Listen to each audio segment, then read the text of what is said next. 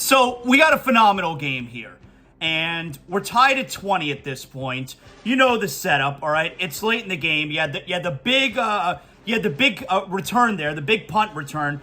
I know the officiating has been the story for the last 24 hours. I'm not about to go crazy with the officiating just because anything I tell you right now with the officiating, it's not something that you haven't already heard. The officiating stunk.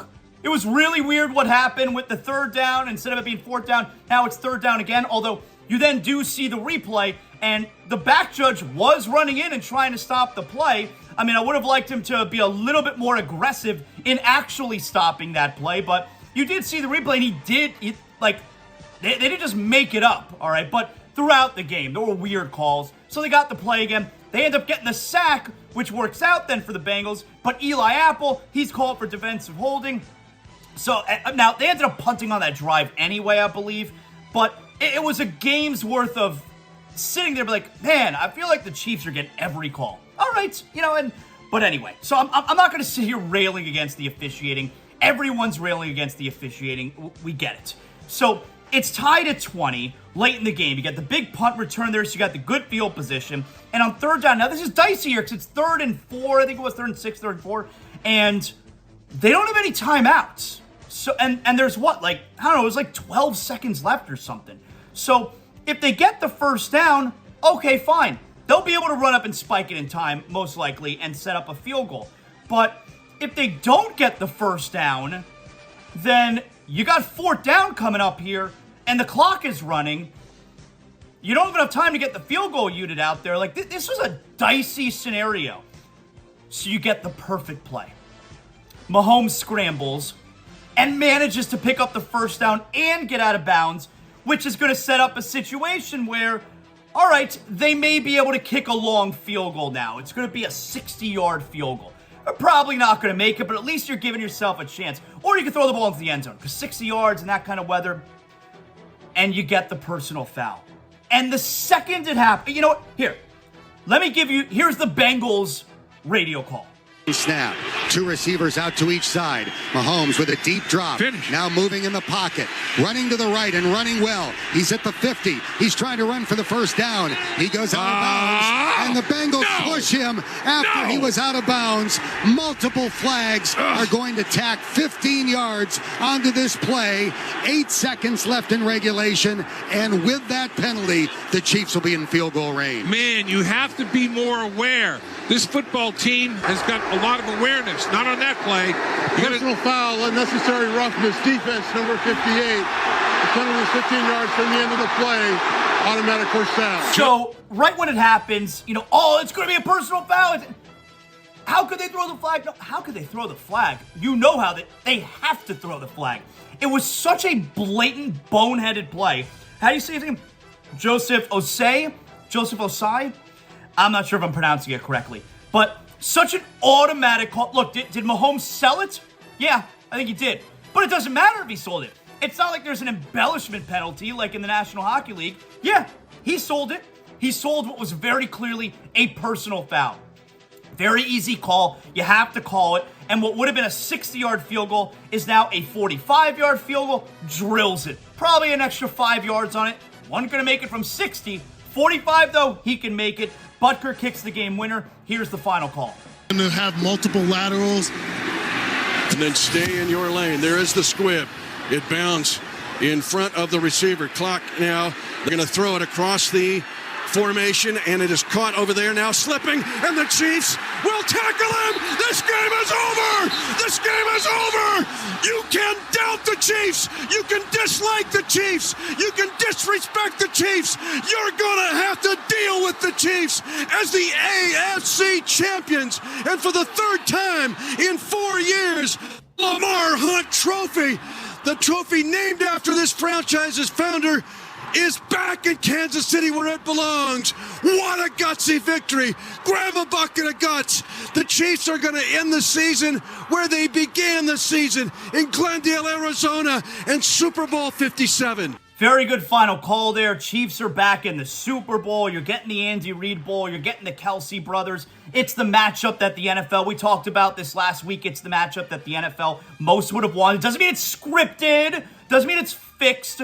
Chiefs, Eagles, that's your Super Bowl. Eagles are 2.5-point favorite right now. I'm sure the line will continue to move one way or the other. But everyone's talking there's several things everyone's talking today, all right? Mahomes, heroic, gutsy, ballsy performance, amazing. He couldn't move, and the biggest play of the game, he scrambles for the first down, setting up the boneheaded play by this Joseph Asai, all right? You also, of course, you have the other side of things, which was Joe Burrow. I thought we were about to see Joe Burrow legacy drive. Now, Burrow was in the Super Bowl last year. We all know he's amazing. But that 3rd and 16 back against the end zone, picks it up there to the tight end. Burrow is so amazing. He's so easy to root for. He's just so cool. I don't care what my former co-host Amber Wilson says. He's so cool. Burrow, Mahomes, it's the new Brady Manning, right? They play in the regular season. They played in the postseason. They're probably the 2 best quarterbacks in the league, right? Mahomes 1, Burrow 2. I think those are the 2 best quarterbacks in the NFL. Especially because Josh Allen definitely got knocked down a peg with his performance in the postseason and the last few games of the regular season. I think Mahomes and Burrow are number 1 and 2. Mahomes-Burrow rivalry is new Manning-Brady. And because remember, they're not in the same division, and neither were Manning and Brady. This is the new big-time quarterback rivalry. Both quarterbacks very likable as well, very easy to root for.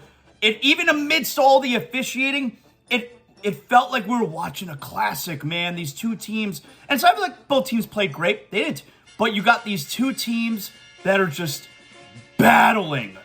That game was amazing, incredible drama. Now, as far as the personal foul, so I was apoplectic when it took place. I couldn't believe that we're watching this kind of showdown, this kind of amazing game, and it's going to end with this call. And that's not on the officials. That's on the player. That's on him. The officials have to make that call. That's on the player. And if I'm that apoplectic in that spot as a neutral observer, I couldn't even imagine how the Bengal fan was feeling in that moment. Now, let me tell you something. I hate the phrase, win as a team, lose as a team. It's not his fault. No, it's his fault. Yeah, he cost them the game. Now, are there other plays during the game where if this would happen, we could have won the game? Yes, but in that moment right there, if he doesn't do the stupid thing, you don't lose right there. He did the stupid thing, and you lost. He cost them the game. He blew the game. Win as a team, lose as a team. Not always. Sometimes a player does something stupid, and it costs your team the game. That's what we saw last. I hate that phrase, win as a team, lose the game. No, he blew the game for them. So, as a neutral observer, again, I'm watching him on the bench now, and he is, hysterical crying. Rightfully so. And so, again, as a neutral observer, I feel really bad now. I feel so bad for him.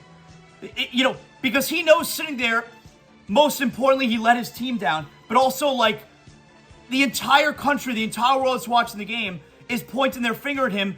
You blew the game. You cost your team the game, and he let so many people down. From a human perspective, I feel so terrible for him in that spot, but not if I'm a Bengals fan.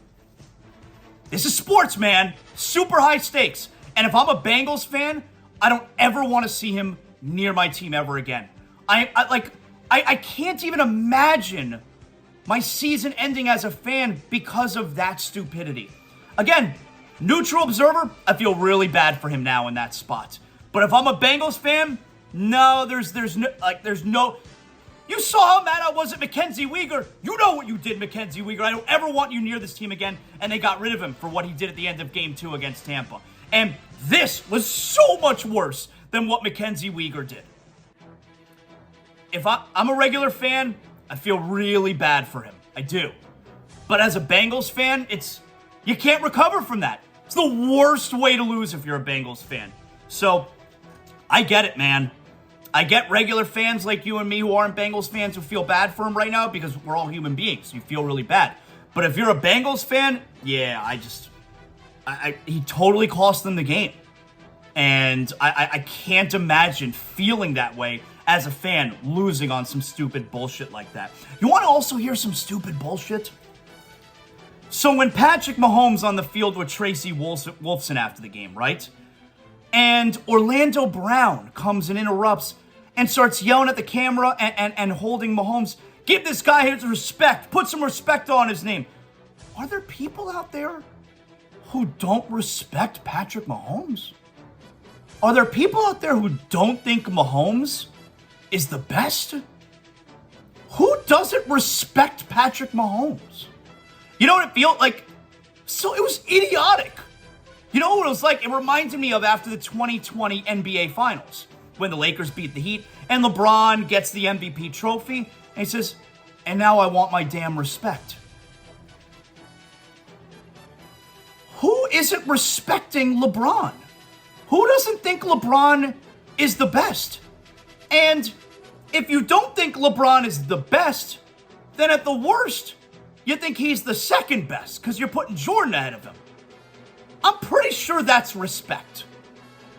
This is like the equivalent, right? Who doesn't respect Patrick Mahomes?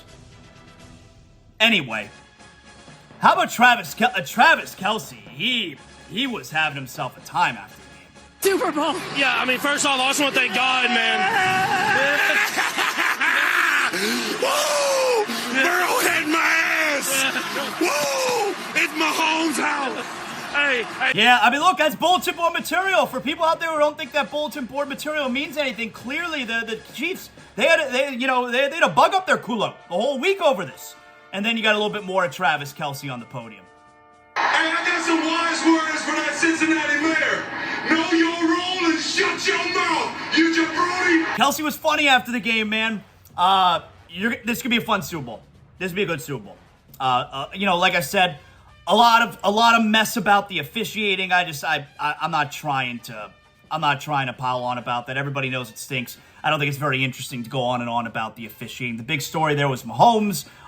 Burrow, of course, amazing. And the stupidity from this Joseph Asai at the end of the game blowing it for the Bengals. Those are your big stories. Terrible NFC Championship game. Incredible drama. Incredible controversy with the AFC Championship game. And that right there is your NFL Championship Sunday full rundown brought to us by Brunt Insurance. BruntInsurance.com. And make sure for all of your insurance, your homeowners, car, life insurance, you make sure you call Brunt Insurance. They'll take care of you. 954-589-2204.